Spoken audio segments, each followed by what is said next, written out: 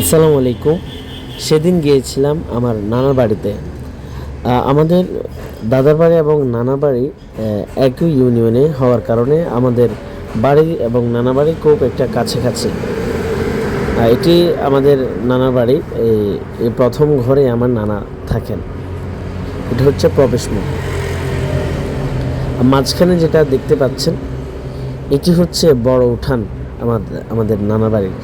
আর এটি হচ্ছে বড় ঘর। এখানে আগে এক সময় আমার নানা ভাইয়েরা এবং আমার আম্মু খালা মা সবাই মিলে বসবাস করে বড় হয়েছেন। এখন আলাদা হয়ে অনেকে আলাদা ঘর করেছে।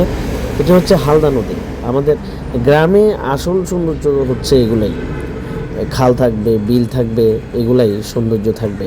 এই পুকুরে আমাদের ছোটোবেলায় কত বড়শি দিয়ে মাছ ধরার ইতিহাস যে আছে, এখনও জাল দিয়ে মাছ ধরা হয়। আমরা মামাদের সাথে গিয়ে ওখানে জাল দিয়ে মাছ ধরার সুযোগ হয়। গ্রামের ঘরগুলো এরকম তেমন পাকাপোক্ত না হলেও অনেক দেখতে সুন্দর দেখা যায়। এখানে একটি হচ্ছে প্রকৃতি। আপনি যা খাবেন, যা দেখবেন, কি সুন্দর দৃশ্য দেখেন। কোনো দূষণ নেই এখানে।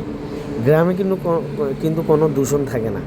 শব্দ দূষণ, বায়ু দূষণ এগুলো কিছুই থাকে না। কোনো কোলাহল, যানজট কিছুই থাকে না। আমরা যারা শহরে থাকি তারাই বুঝতে পারি যে কী পরিমাণ শহরে পলিউশন। গ্রামে এইসব নেই। নানা বাড়িতে তখন বেশি যাওয়া হতো। লকডাউনে ছিলাম বেশ কয়েক বছর। তখন আমাদের হোস্টেল অফ ছিল। ছোট থেকে তো ওখানেই বেড়ে ওঠা।